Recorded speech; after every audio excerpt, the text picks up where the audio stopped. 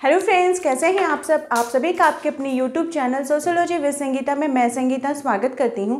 और इस चैनल के माध्यम से हम लोग सोशियोलॉजी की कॉम्पिटिटिव एग्जाम के प्रिपरेशन करते हैं।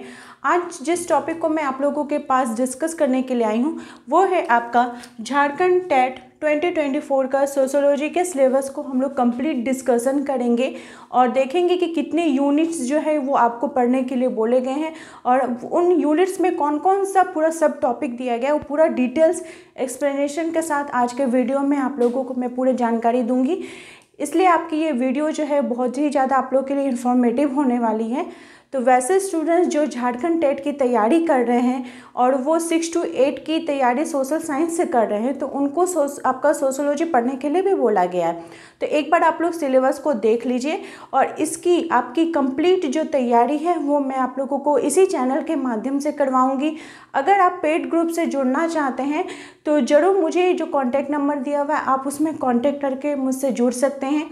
वीडियो आप लोगों के लिए हेल्पफुल है, इसलिए आप लोग प्लीज़, आपसे मेरी रिक्वेस्ट है कि इस वीडियो को ज़्यादा से ज़्यादा शेयर करिए, क्योंकि जिनको भी एसएसटी का एग्ज़ाम देंगे 6 to 8 का उनको सोशियोलॉजी पढ़ने के लिए बोला गया है। तो ऐसे तो देखिए आप लोग का सिलेबस चेंज होने की बात की जा रही है, तो 1-2 दिन में देख लेती हूँ कि क्या आप लोगों का सिलेबस चेंज हो रहा है। अगर सिलेबस चेंज होता है तो उस हिसाब से हम लोग तैयारी करेंगे, नहीं तो फिर जो पुराना सिलेबस है उसके अकॉर्डिंग आप लोग का 1 सितंबर से क्लास जो है स्टार्ट हो जाएगा। क्लास की टाइमिंग क्या रखी जाए आप लोग अपने हिसाब से मुझे कमेंट करके ज़रूर बताइएगा कि क्लास की टाइमिंग क्या होनी चाहिए। तो देखिए आपका जो सोशियोलॉजी का सिलेबस है इसमें आप लोगों को टोटल कितने यूनिट पढ़ने के लिए बोले गए हैं, तो टोटल जो है आपका 11 यूनिट्स है। ठीक है, एक एक करके हम लोग सारे यूनिट्स को लिखेंगे और उसके अंतर्गत जितने भी सब टॉपिक है उस सभी को देखेंगे। और मेरी पूरी कोशिश रहेगी कि आप लोगों को सिलेबस के अकॉर्डिंग तैयारी किया जाए। इसके लिए जो भी स्टूडेंट पेड ग्रुप से जुड़ते हैं उनके लिए एकदम मिनिमम फीस रखी गई है, ताकि आप उसमें पेमेंट करके आप पेड ग्रुप में जुड़ सकें, नोट्स को परचेज कर सकें, क्योंकि जो नोट्स है वो आपको हैंड रिटन फॉर्म में नोट्स मिलेंगे। आप लोगों को ओनली रेस 499 का पेमेंट करना होगा। आप सिर्फ 499 का पेमेंट करके पेड ग्रुप से जुड़ सकते हैं। कॉन्टैक्ट नंबर दिया हुआ है, आप एक बार नोट करना चाहते हैं तो एक बार नोट कर लीजिए 7870421839। इस नंबर पे आप कांटेक्ट करके झारखंड टेट के पेड ग्रुप से जुड़ सकते हैं। तो देखिए सबसे पहले हम लोग देखते हैं कि यूनिट 1 क्या है। तो यूनिट 1 जो आपका सिलेबस में दिया गया है, एक एक करके मैं यहाँ पे आपको लिखते जा रही हूँ, आप लोग नोट करना चाहते हैं तो ज़रूर नोट कर लें। पहला दिया गया है आपका समाजशास्त्र का सिद्धांत। क्या दिया गया है? समाजशास्त्र का सिद्धांत। समाजशास्त्र के सिद्धांत के अंतर्गत आपको समाजशास्त्र की परिभाषा, इसकी प्रकृति, इसके दायरा, इसकी उत्पत्ति, समाजशास्त्र का उत्पत्ति कैसे हुआ, इसका विकास कैसे हुआ है, हम सामाजिक समूह किसे कहते हैं, सामाजिक स्तरीकरण क्या है, सामाजिक स्तरीकरण जैसे टॉपिक दिया हुआ है उसमें भी फिर आपको बहुत सारे थिंकर पढ़ना होगा। जैसे सामाजिक स्तरीकरण है तो सामाजिक स्तरीकरण का प्रकार्यात्मक सिद्धांत किसने दिया है, किंग्सले डेविस और मूर क्या बोलते हैं, तो सबका अलग अलग करके आपको पढ़ना होगा। फिर संस्कृति है, सांस्कृतिक अंतराल है, स्थिति, भूमिका, ये सभी जो है ये आपका समाजशास्त्र के सिद्धांत के अंतर्गत आपको पढ़ने के लिए बोला गया है। सेकंड जो आपका यूनिट है,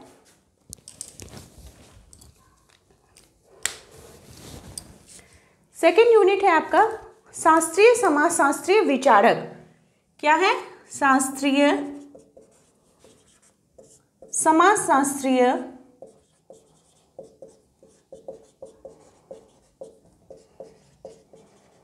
विचारक। ठीक है, शास्त्रीय समाजशास्त्रीय विचारक के अंतर्गत आपको जो वेस्टर्न थिंकर हैं Auguste Comte, Herbert Spencer, Emmanuel Durkheim, Karl Marx, Max Weber, इनकी थ्योरीज को पढ़ना होगा। तो इनकी सारी जो थ्योरीज है मैं आप लोगों को पढ़ाऊंगी। थ्योरी में आपको इनके बुक्स, इनका जन्म स्थान, इन्होंने कौन कौन से अपने सिद्धांत दिए, उन सभी को हम लोग कवर करेंगे विथ MCQ और प्रीवियस ईयर के क्वेश्चंस के साथ। ठीक है, नेक्स्ट जो थर्ड टॉपिक है वो है आधुनिक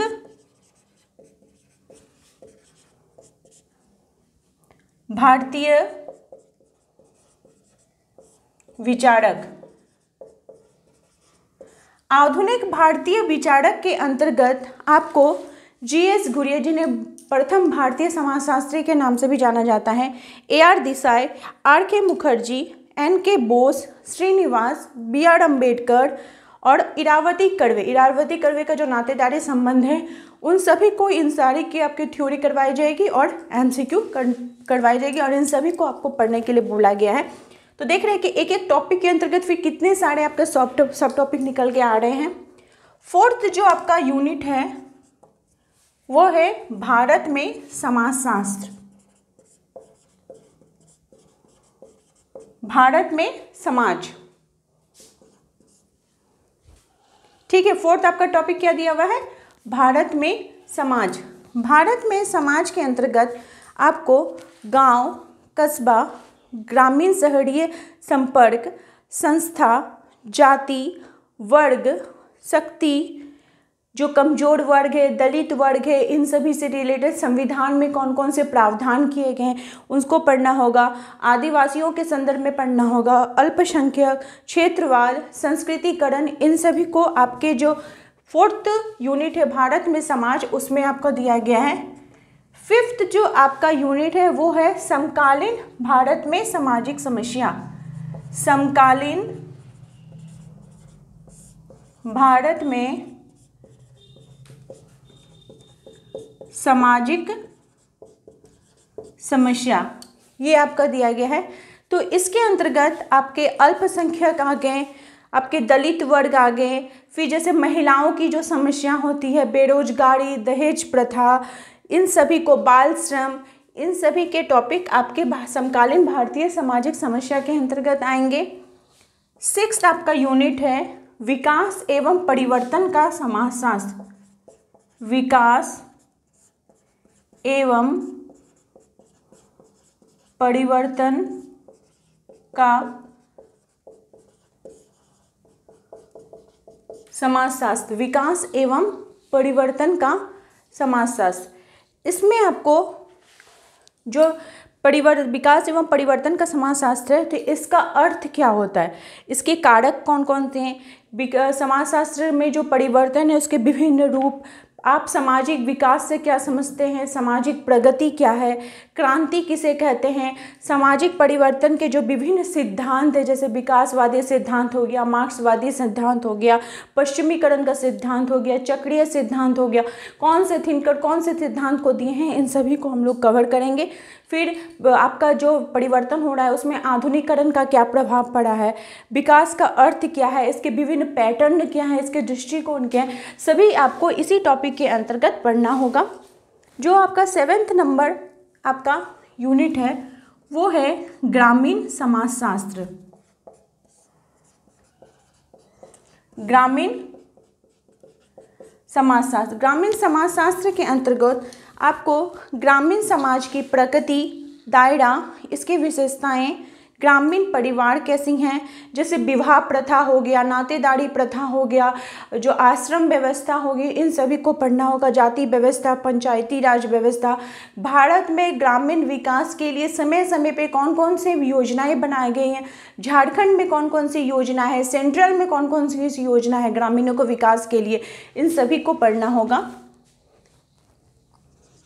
8 नंबर आपका यूनिट है विवाह, परिवार एवं नातेदारी। विवाह, परिवार एवं नातेदारी, इसके अंतर्गत आपको विभिन्न थिंकरों के संदर्भ में विवाह को पढ़ना होगा। नातेदारी अलग टॉपिक हो गया, विवाह अलग हो गया, जैसे जिम्मरमैन ने कौन से अपने सिद्धांत दिए हैं, ठीक है। बहुत सारे थिंकर्स हैं जिनका आपको कंप्लीट डिस्कशंस आपको करवाया जाएगा। 9 नंबर आपका जो यूनिट है वो है जनजातियों का समाजशास्त्र। जनजातियों का